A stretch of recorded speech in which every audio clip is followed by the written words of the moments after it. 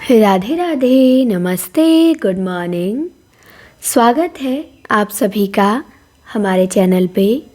तो आज हम हिंदी साहित्य के, हिंदी व्याकरण के और संस्कृत के हर जगह से पूरे सिलेबस से मिक्स 100 वन लाइनर प्रश्न देखेंगे, वो भी बहुत कम समय में।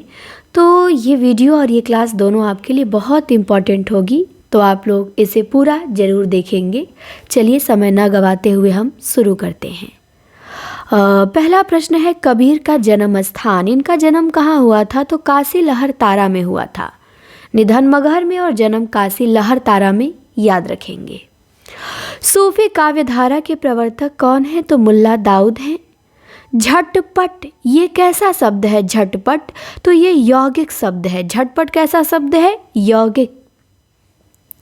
फिर पूछा है, गिरि प्लस इंद्र मिलेगा तो क्या बनेगा? गिरिंद्र बनेगा। और गिरिंद्र में कौन सी संधि होती है? तो जब दो छोटी मिल के बड़ी बन गई तो वहाँ दीर्घ संधि होती है, तो ध्यान देंगे। इसके बाद है अगला प्रश्न कि मानस का हृदय स्थल किस कांड को कहा जाता है?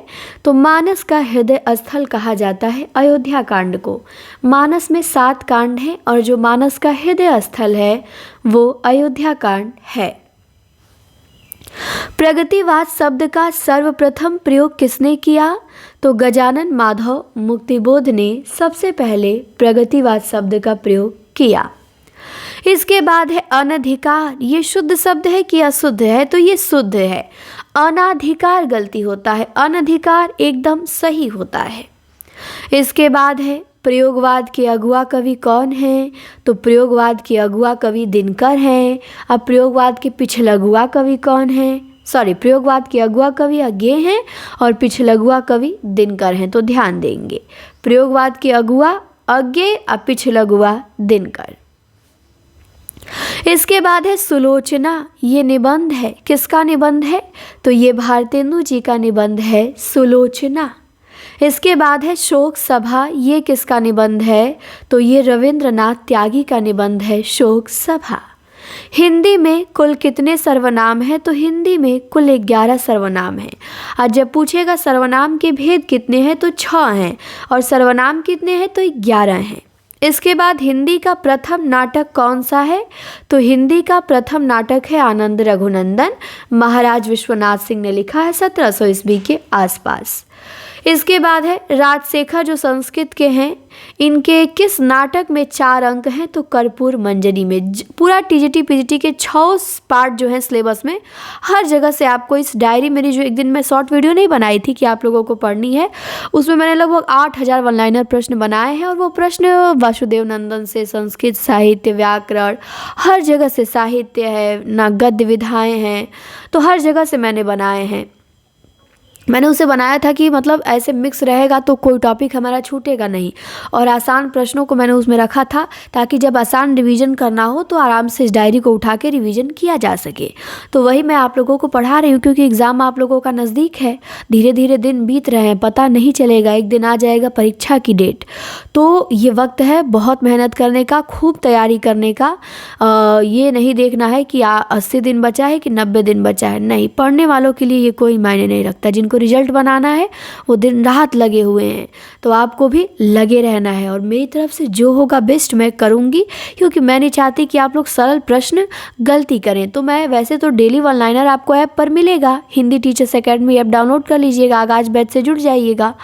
और ये बीच बीच में मैं आप लोगों को 100 क्वेश्चन देती रहूँगी जब मुझे समय मिलेगा। हफ्ते में 2-3 वीडियो इसका डाल दिया करूँगी। अब रेगुलर तो प्रयास करेंगे, होगा तो ठीक, क्योंकि और भी क्लासें होती हैं बहुत हमारी। लेकिन ऐप पर जो चलेगा वो रेगुलर चलेगा। अभी 1-2 दिन बंद था, आप लोगों को पता ही था, थोड़ा गला दिक्कत था। तो शुरू होगा तो वो तो रेगुलर ही रहेगा। उसका तो मैंने कह दिया है कि बच्चन सिंह की बुक से 2000 कराऊँगी, दोनों से तो कराऊँगी वो एग्ज़ाम से पहले, चाहे कुछ भी हो जाए। तो वो तो आप लोगों को होना ही होना है। तो चलिए इसे हम देखते हैं। और हाँ, जिन्हें जुड़ना हो, अगर हमारे ऐप से टीजीटी पीजीटी की स्पेशल तैयारी करनी है तो इस नंबर को सेव करके मैसेज कर देंगे। फ़ीस बहुत कम है, 999 रुपया है। आप इसी पे मैसेज कर सकते हैं कि मैम हमें भी जुड़ना है। 2 क्लासें ऐप पे लाइव होती हैं, एक वीडियो मिलता है, मॉक टेस्ट, PDF टेस्ट सब होते हैं जो भी एग्ज़ाम के लिए ज़रूरी हैं। तो हमने देखा राजशेखर के किस नाटक में 4 अंक हैं? तो कर्पूर मंजरी में 4 अंक हैं। इसके बाद एक पंक्ति है कि उकठे तरु भय पाथर पर कमल जात। ये पंक्ति किसकी है? तो ये पंक्ति सूरदास की है। उकठे तरु भय पाथर पर कमल जात, सूरदास। इसके बाद एक वाक्य है, पूछा गया है ये कैसा वाक्य है कि जो सज्जन होते हैं उसका सभी लोग आदर करते हैं। तो ये मिश्र वाक्य है। मैंने बताया था जहाँ भी जो, सो, जब, तब आ गया वो मिश्र वाक्य होता है। तो यहाँ पे जो आ गया, तो जो आ गया तो हमारा ये मिश्र वाक्य हो गया। इसके बाद अर्थ के अनुसार वाक्य के कितने भेद हैं? तो 8 भेद हैं। रचना के अनुसार वाक्य के 3 भेद हैं और अर्थ के अनुसार वाक्य के 8 भेद हैं। इसके बाद दयानंद दिग्विजय, इस जीवनी के लेखक कौन हैं? तो गोपाल शर्मा शास्त्री हैं। ध्यान देंगे, दयानंद दिग्विजय जीवनी के लेखक गोपाल शर्मा शास्त्री। निर्भय में कौन सा समास है? तो निर्भय में अव्ययी भाव समास है। इसके बाद बसो मेरे नैनन में नंदलाल, मोहनी मूरत सांवल शूरत नैना बने रसाल। ये पंक्ति किसकी? मीराबाई की। मीराबाई के पति भोजराज, पिता रतन सिंह। और मीराबाई की कुल रचनाओं की संख्या 11। इसके बाद है कि अपभ्रंश और ब्रज जब मिलती हैं तो कौन सी भाषा बनती है? तो अपभ्रंश और ब्रज के योग से पिंगल बनती है। अपभ्रंश और राजस्थानी के योग से डिंगल और अपभ्रंश प्लस ब्रज के योग से पिंगल, याद रखिएगा। तूतीय हिंद किसे कहा जाता है? तो अमीर खुसरो को कहा जाता है तूतीय हिंद। जम्बू स्वामी रास, ये किसकी रचना है? तो ये धर्मसूरी की रचना है, जम्बू स्वामी रास। तो ध्यान देंगे, जम्बू स्वामी रास, धर्मसूरी। इसके बाद है हिंदी भाषा का उद्गम और विकास। ये किसने लिखा? तो ये उदय नारायण तिवारी ने लिखा है। हिंदी भाषा का उद्गम और विकास किसने? उदय नारायण तिवारी ने। एक पंक्ति है कि कबहुक संत स्वभाव गहोगे, ये किसकी है? तो ये पंक्ति तुलसीदास की है। याद रखेंगे, बहुत अच्छी पंक्ति है इनकी, इम्पॉर्टेंट, कि कबहुक संत स्वभाव गहोगे, तुलसीदास। और हिंदी भाषा का उद्गम और विकास उदय नारायण तिवारी, हिंदी साहित्य का उद्भव और विकास हजारी प्रसाद द्विवेदी, याद रखिएगा। इसके बाद है कि आल्हा किस ऋतु में गाया जाता है? तो आल्हा वर्षा ऋतु में गाया जाता है। किस ऋतु में? वर्षा ऋतु में। केशव दास का आध्यात्मिक ग्रंथ कौन सा है? तो विज्ञान गीता है। केशव दास ने 5 प्रबंध काव्य लिखे हैं, 2-3 इनके मुक्तक रचनाएं हैं। तो इनकी आध्यात्मिक जो ग्रंथ है वो विज्ञान गीता है।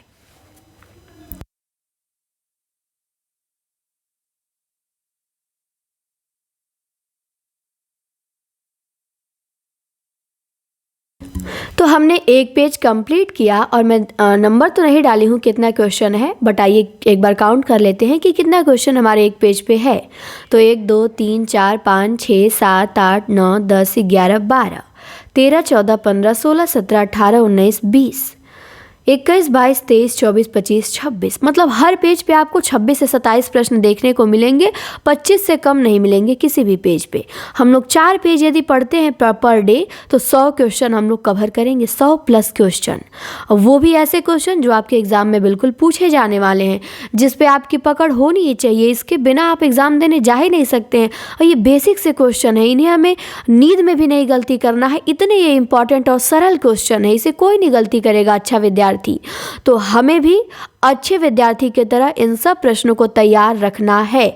और इनमें से मैं किसी से भी कभी भी कोई भी प्रश्न पूछूं तो जवाब गलत नहीं होना चाहिए, ये ध्यान रहे। मन से पढ़ना है, मन से लिखना है और तैयार करना है। तो एक पेज हुआ, आइए दूसरे पेज पे। सूफियों ने किस छंद का प्रयोग किया है? तो सूफियों ने दोहा चौपाई का, अधिकतर रचनाओं में आपको देखने को मिलेगा दोहा चौपाई का प्रयोग है सूफियों की। इसके बाद है अनाथ। अनाथ का विलोम क्या होगा? तो अनाथ का विलोम होगा सनाथ। इसके बाद एक पंक्ति है कि लाज न लागत आपको, दौरे हूँ आयु साथ। ये पंक्ति किसने कहा? तो ये पंक्ति रत्नावली ने तुलसीदास को कहा कि लाज न लागत आपको, तो तुलसीदास की पत्नी ने उनके लिए ये कहा। इसके बाद है प्रगतिवाद के प्रवर्तक कौन है, तो पंत जी हैं।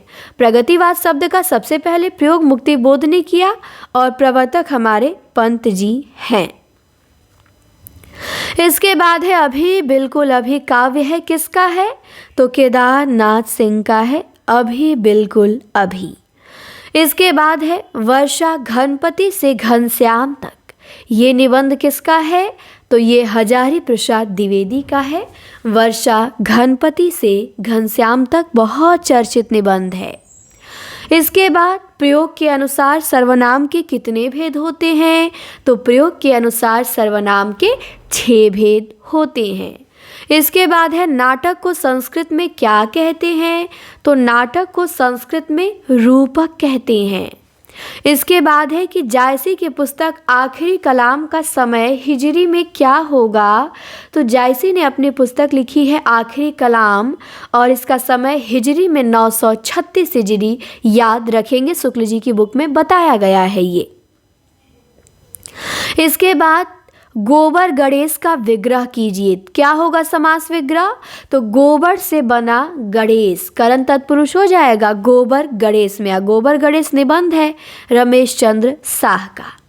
एक कहानी है नकवेसर कागा ले भागा, ये कहानी किसकी है, तो ये चंद्र किशोर जायसवाल की है। नकवेसर कागा ले भागा किसकी, चंद्र किशोर जायसवाल की। इसके बाद है मिठ बोला, मिठ बोला में कौन सा समास है, तो मिठ बोला में बहुब्रीहि समास है, 21 में आया था और ये बुक में वासुदेव नंदन में आपको मिल जाएगा। मिठ बोला में कौन सा समास, बहुब्रीहि समास है।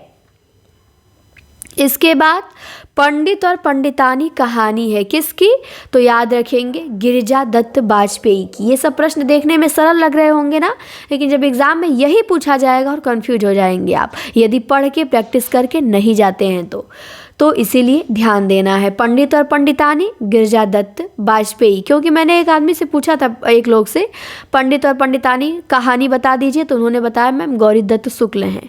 उन्होंने कहा कि मैम आप अच्छे क्वेश्चन कराइए, मुझे सरल क्वेश्चन सब आते हैं। मैंने कहा ठीक है, तो 2-4 सरल पूछ के देख लेती हूँ आपसे। मैसेज किए थे हाल ही में 2-3 दिन हुए, आप लो लेवल के क्वेश्चन करा रही हैं, हाई लेवल कराइए। मैंने कहा ठीक है, पहले आपके लेवल तो मैं जान लूँ। मैंने उनसे पूछा पंडित और पंडितानी कहानी, वो गौरी दत्त शुक्ल बताने लगे। अब उन्हें नहीं पता कि पंडित गौरी दत्त का उपन्यास है देवरानी जेठानी की कहानी। तो ओवर कॉन्फिडेंस में नहीं रहना है और सिलेक्शन यही सब प्रश्न दिलाते हैं। तो पंडित और पंडितानी गिरिजा दत्त बाजपेयी। एक पंक्ति है मनहु कला ससभान कला 1600 बन्निय, पंक्ति में कौन सा रस है, तो श्रृंगार रस है और ये पंक्ति पृथ्वीराज रासो से है, चंदबरदाई की।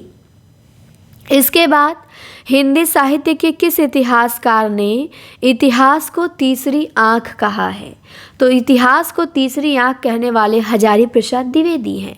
तो प्रश्न बनेगा कि किस इतिहासकार ने इतिहास को तीसरी आंख कहा है, तो हजारी जी ने कहा है। और कविता की तीसरी आंख किसी की रचना भी है, प्रभाकर श्रोत्रिय की है। इसके बाद एक जीवनी है भारतेंदु बाबू हरिश्चंद्र का जीवन चरित्र, और इस जीवनी के लेखक कौन हैं, तो इसके लेखक बाबू राधा कृष्ण दास हैं। और मेरा आपसे प्रश्न है एक बहुत आसान सा कि भारतेंदु हरिश्चंद्र एक व्यक्तित्व चित्र, इस जीवनी के लेखक कौन है बताएंगे। भारतेंदु हरिश्चंद्र एक व्यक्तित्व चित्र, बहुत आसान है। इस जीवनी के लेखक आप मुझे कमेंट बॉक्स में बताएंगे। और भारतेंदु बाबू हरिश्चंद्र का जीवन चरित्र राधा कृष्ण दास का है। इसके बाद एक पंक्ति है कि अमावस के घड़ी झिलमिल चंदा, पूनम के घड़ी सूर, अमाद के परी यंद गरजे बाजद अनहद दूर। उपयुक्त काव्यांश में अनहद नाद की स्थिति को व्यक्त करने वाले योगी संत का नाम क्या है, तो योगी संत का नाम गोरखनाथ है। ये गोरखनाथ की पंक्ति है, अमावस के घड़ी झिलमिल चंदा, पूनम के धरी सूर। एक पंक्ति है हम निर्गुण तुम सरगुण जाना। ये पंक्ति किसकी है? तो ये हमारे कबीर दास की पंक्ति है कि हम निर्गुण तुम सरगुण जाना। इसके बाद कबीर का मृत्यु स्थान पूछा गया है। इनका मृत्यु कहाँ हुआ? तो मगहर में हुआ, संत कबीर नगर। तो कबीर का मृत्यु स्थान मगहर। हंसावली जो असाइद ने लिखा है, इसका रचना स्रोत क्या है? तो विक्रम बैताल की कथा है। हंसावली का रचना स्रोत क्या है? विक्रम बैताल की कथा। इसके बाद असाइद ने हंसावली लिखा है 1370 में, और इसकी भाषा क्या है? तो इसकी भाषा राजस्थानी है। असाइद ने हंसावली लिखा है 1370 में, रचना स्रोत विक्रम बैताल की कथा है और भाषा राजस्थानी है। इसके बाद है परोपकार। परोपकार कैसा शब्द है? देशज, यौगिक, योग रूढ़। तो हमने एक और यौगिक शब्द देखा था और परोपकार भी हमें यौगिक शब्द मिल गया। तो परोपकार यौगिक शब्द है। फिर है महेंद्र। वासुदेव नंदन की एक एक उदाहरण को मैंने इसमें रखा है। अगर पूरी डायरी कंप्लीट हो जाएगी तो आप देखेंगे एक एक व्याकरण के प्रश्न से एक एक आसान उदाहरण को मैंने इस डायरी में शामिल किया है वासुदेव नंदन जी से। कोई भी, चाहे कठिन हो चाहे आसान हो, किसी को भी नहीं छोड़ा है। तो महेंद्र, मही प्लस इंद्र, मही पे बड़ी ई, अब मही प्लस इंद्र मिलेगा तो महेंद्र बनेगा। अब महेंद्र में दीर्घ संधि है। अब वही महा प्लस इंद्र रहे तो महेंद्र रहेगा। अब महेंद्र में कौन सी संधि? तो गुण संधि है। इसके बाद प्रगतिशील लेखक संघ का अंतर्राष्ट्रीय अधिवेशन पेरिस में किसके नेतृत्व में हुआ? तो सर हेनरी बारबूज के नेतृत्व में प्रगतिशील लेखक संघ का अंतर्राष्ट्रीय अधिवेशन पेरिस में हुआ। किसके नेतृत्व में? सर हेनरी बारबूज के नेतृत्व में। इसके बाद यहाँ एक शब्द लिखा गया है अनुसरण। तो क्या सही है? तो जी हाँ, अनुसरण एकदम शुद्ध लिखा गया है। अनुसरण, सरण दंत स रहेगा, तो ये हमारा शुद्ध है। प्रयोगवाद के प्रवर्तक कौन है? प्रगतिवाद के तो पंत हैं, प्रयोगवाद के अज्ञे हैं, जो प्रयोगवाद के अगुआ कवि कहे जाते हैं। तो यही प्रयोगवाद के प्रवर्तक हैं। इसके बाद निबंध है परिहास वंचक। किसका? भारतेंदु जी का है। मैं और हम, ये कैसा शब्द है? तो ये उत्तम पुरुषवाचक सर्वनाम है। मैं, हम, ये किस में आता है? उत्तम पुरुष में। तू, तुम आएगा मध्यम पुरुष में। ये, वे, वो, ये सब अन्य पुरुष में आता है। पुरुषवाचक सर्वनाम के 3 भेद होते हैं, उत्तम, मध्यम और अन्य। सर्वनाम के 6 भेद होते हैं। हिंदी में कुल 11 सर्वनाम है, याद रखिएगा।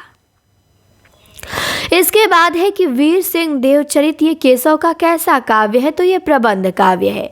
केशव ने 5 प्रबंध काव्य लिखे हैं। रतन बावनी, रामचंद्रिका, जहांगीर जस चंद्रिका, विज्ञान गीता, वीर सिंह देवचरित, और 3 मुक्तक मिलता है, कवि प्रिया, रसिक प्रिया, छंदमाला। ध्यान देंगे, शुक्ल जी केशव के 2 ही प्रबंध काव्य बताते हैं, एक वीर सिंह देवचरित और एक रामचंद्रिका। इसके बाद एक पंक्ति है बहुत इंपॉर्टेंट। ये पंत जी की किस रचना से है? कि अंधकार का अलसित अंचल अब द्रुत ओढ़ बनेगा संसार। ये कविता पंत की किस रचना से है? तो वीणा से है। कि अंधकार का अलसित अंचल अब द्रुत ओढ़ बनेगा संसार, वीणा से पंत जी। तो अंधकार का अलसित अंचल, ध्यान देंगे। एक शुद्ध वाक्य है, श्री कृष्ण के अनेक नाम है। ध्यान देंगे, दिया रहता है अनेकों नाम है, नहीं, अनेक खुदे बहुवचन है तो अनेकों गलती हो जाएगा। तो श्री कृष्ण के अनेक नाम है, ये एकदम शुद्ध है। एक संस्मरण है पदम पराग। ये किसका संस्मरण है? तो ये पदम सिंह शर्मा का संस्मरण है, पदम पराग। उपकूल, उपकूल में कौन सा समास है? तो उपकूल में अव्ययी भाव समास है। अष्टछाप की स्थापना कब हुई? तो 1565 में हुई। किसने की? तो विट्ठलनाथ ने की। इसके बाद एक कहानी है, एक श्रावणी दोपहर की धूप। ये किसकी कहानी है? तो ये रेणु की कहानी है, एक श्रावणी दोपहर की धूप। हुताशन, हुतासन किसका पर्याय है? तो हुतासन आग का पर्यायवाची है। किसका? आग का, याद रखेंगे। एक प्रश्न है, यूथ में बड़ा गलती होता था शुरुआत में मुझसे, इसीलिए मैंने इसे यहाँ डाल लिया था कि किस रचना में कड़वक शैली का प्रयोग नहीं हुआ है। अब तो रटा गया है एकदम। जम्बू स्वामी चरिऊ में, पौम चरिऊ में, महापुराण में हुआ है, लेकिन पाहुड़ दोहा में कड़वक शैली का प्रयोग नहीं हुआ है। तो ध्यान देंगे, जो राम सिंह का पाहुड़ दोहा है ना, इसमें कड़वक शैली का प्रयोग नहीं है। बाकी जम्बू स्वामी में है, पौम चरिऊ में है, महापुराण में है। फिर एक पंक्ति है, अगुनहि सगुनहि नहीं कछु भेदा। किसकी पंक्ति? तो तुलसीदास की। हम निर्गुण तुम सरगुण जाना, ये कबीर दास की। और अगुनहि सगुनहि नहीं कछु भेदा, ये तुलसीदास की। इसके बाद अब हमारा चौथा पेज है, जिस पे अब हम अपने 100 प्रश्न क्या करेंगे, कंप्लीट कर लेंगे। तो चौथा पेज है, कबीर के गुरु कौन कहे जाते हैं? तो कबीर के गुरु रामानंद कहे जाते हैं। हमने देखा था हंसावली की भाषा राजस्थानी है, हंसावली का रचना स्रोत विक्रम बेताल की कथा है, लेकिन हंसावली का नायक कौन है? तो नायक है राजकुमार। नायिका तो हंसावली ही है और नायक राजकुमार है। फिर है, सूफी काव्यधारा की पहली कृति कौन सी है? तो सूफी काव्यधारा की पहली कृति है मुल्ला दाऊद की चंदायन। इसके बाद है अवनति। अवनति का विलोम क्या होगा? तो अवनति का विलोम होगा उन्नति। इसके बाद है, शुक्ल के अनुसार तुलसी का जन्म स्थान। तो सूकर खेत गोंडा राजापुर बांदा माना जाता है, लेकिन शुक्ल जी क्या कहते हैं? शुक्ल जी कहते हैं कि नहीं, तुलसी का जन्म स्थान सूकर खेत गोंडा है। गोंडा की भाषा अवधी है। इसके बाद नागार्जुन। नागार्जुन का वास्तविक नाम क्या था? तो नागार्जुन का वास्तविक नाम वैद्यनाथ मिश्र था। इसके बाद एक काव्य है, यहाँ से देखो, यहाँ से देखो, बनारस, बाघ, ये सब किसकी रचनाएं हैं? तो केदारनाथ सिंह की हैं। तो यहाँ से देखो काव्य केदारनाथ सिंह। इसके बाद एक निबंध है, बसंत आ गया है। किसका निबंध है? तो हजारी प्रसाद द्विवेदी का निबंध है, बसंत आ गया है। पाश्चात्य साहित्य में नाटक को क्या कहते हैं? ड्रामा कहते हैं। अभी मैंने बताया संस्कृत में नाटक को रूपक कहते हैं और पाश्चात्य साहित्य में ड्रामा कहते हैं। फिर एक पंक्ति है कि ब्रजभाषा रुचिर कहे सुमति सब कोई। ये पंक्ति किस रचना से है? तो ये भिखारी दास के काव्य निर्णय से है, ब्रजभाषा रुचिर कहे सुमति सब कोई। भक्ति काल का प्रारंभ 14वीं शताब्दी के समय उत्तर भारत में किसका शासनकाल था? तो सुल्तान मोहम्मद बिन तुगलक का। भक्ति काल के प्रारंभ में 14वीं शती के समय उत्तर भारत में किसका शासनकाल था? तो मोहम्मद बिन तुगलक का। बांगरू किस भाषा वर्ग की बोली है? तो बांगरू पश्चिमी हिंदी की बोली है। खट्टे नहीं अंगूर कहानी संग्रह किसका है? तो चंद्र किशोर जायसवाल का है, खट्टे नहीं अंगूर। हम तो अवश्य जाएंगे, ये शुद्ध है कि अशुद्ध है? तो ये शुद्ध है कि हम तो अवश्य जाएंगे। अशुद्ध कब हो जाता? जब इसी में ही लगा देता है कि हम तो अवश्य ही जाएंगे, तो वो क्या हो जाता है? अशुद्ध हो जाता है। और हम तो अवश्य जाएंगे, ये शुद्ध है। फिर नेक नाम में कौन सा समास है? तो बहुब्रीहि। अभी हमने मिठबोला देखा, फिर नेक नाम मिल गया। नेक है जिसका नाम, नेक नाम। तो नेक नाम में बहुब्रीहि समास है। फिर पंक्ति है, जोगी मत जा पाए परु चेरी तेरी हाँ। ये पंक्ति किसकी है? तो मीराबाई की है। जोगी मत जा पाए परु चेरी तेरी हाँ। इसके बाद है, मधुरेश ने हिंदी की पहली कहानी किसे माना है? तो मधुरेश ने हिंदी की पहली कहानी माना है गुलेरी द्वारा लिखित उसने कहा था को। इसके बाद किस भक्त शाखा के भक्तों ने निर्गुण मार्ग का जम के विरोध किया? तो कृष्ण भक्ति शाखा के भक्तों ने निर्गुण मार्ग का जम के विरोध किया। तो ध्यान देंगे, निर्गुण मार्ग का जम के विरोध करने वाले कृष्ण भक्ति शाखा के कवि थे। तो ये भी प्रश्न बहुत इम्पॉर्टेंट है, मोस्ट लिख लीजिए इसे, मोस्ट। इसके बाद है, सुख सागर का वर्ण विषय क्या है? तो विष्णु पुराण के उपदेशात्मक प्रसंग हैं। ये भी बड़ा कंफ्यूज करता है कि प्रेम सागर का वर्ण विषय क्या है, सदा सुखलाल के सुख सागर का वर्ण विषय क्या है। तो विष्णु पुराण के उपदेशात्मक प्रसंग सुख सागर के वर्ण विषय हैं। केशव का अलंकार विषय ग्रंथ कौन सा है, तो वो है कवि प्रिया। केशव दास ने रस के लिए रसिक प्रिया लिखा और अलंकार के लिए कवि प्रिया लिखा। फिर है कि अपभ्रंश में कौन व्यंजन नहीं थे, तो अपभ्रंश में ये ड और ढ वाले व्यंजन नहीं थे। अपभ्रंश में स्वरों की संख्या कितनी है, तो अपभ्रंश में स्वरों की संख्या 8 है। अपभ्रंश के व्याकरण कौन है, तो हेमचंद्र हैं। तो इस प्रकार हमने 20-25 मिनट में 100 महत्वपूर्ण प्रश्न देख लिए। इससे कम समय में और इससे बेहतर प्रश्न आपको नहीं मिलेंगे कहीं। और आपको रिजल्ट बनाना है, चाहते हैं 26 में नौकरी लेना कि हाँ रिजल्ट हमारा बने, तो एकदम बेहिचक जुड़ जाइए हिंदी टीचर्स एकेडमी से।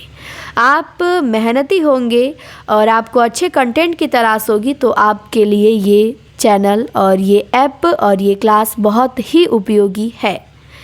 बाकी ज्ञानी बनना चाहते होंगे, भुलवाना है, तो बहुत सारे ऑप्शन हैं, लेकिन अब वक्त नहीं है। 21 से ताकते ताकते 26 आ गया। थोड़ी सी भी लापरवाही करेंगे, फिर अगली भर्ती कब फाइनल होगी कोई नहीं जानता। आने को तो सुनाने में आ रहा है कि नई भर्ती आएगी 26 में, पर वो भर्ती फाइनल कब होगी कोई ठिकाना नहीं है। 21 में चुनाव था तो 21 में एक भर्ती फाइनल हुई थी, 22 में नई भर्ती आई तो फिर कहाँ फाइनल हुआ, नहीं ना हुआ, 26 आ गया। तो अब 22 में की भर्ती आएगी तो सोचिए वो 26 में आएगी तो कब फाइनल होगी, 30-31 में हो सकती है। कुछ नहीं कहा जा सकता सरकार को। तो इसीलिए जी जान लगाइए, मेहनत करिए और इसी में रिजल्ट बनाइए। अगली भर्ती के बारे में सोचना ही नहीं है, अपनी सीट इसी में ले लेना है और मेहनत खूब जम के करना है। कंपटीशन और भीड़ को नहीं देखना है, भीड़ से डरना नहीं है, रिजल्ट बनाना है। तो क्लास कैसी लगी आप बताएंगे। और यदि हमारे आगाज बैच से जुड़ना चाहते हैं तो इस नंबर पे आप व्हाट्सअप मैसेज कर सकते हैं, या इसी पे फ़ी पेमेंट करके 999 स्क्रीनशॉट व्हाट्सअप पे भेज देंगे, अपना नाम और नंबर बता देंगे तो ऐड हो जाएंगे। और कल आप लोगों का PDF टेस्ट भी है, मॉक टेस्ट भी है, दोनों रहेगा, तो उसके लिए तैयार होंगे। और वो टेस्ट आपको मिलेगा ऐप पर, तो इसीलिए जुड़िए और टेस्ट दीजिए। अभी नया बैच शुरू हुआ है, सब चीज़ें नई नई हैं, तो इसीलिए जुड़िए, देर ना करिए। धन्यवाद। अब हम मिलते हैं अगले वीडियो में। Thank you.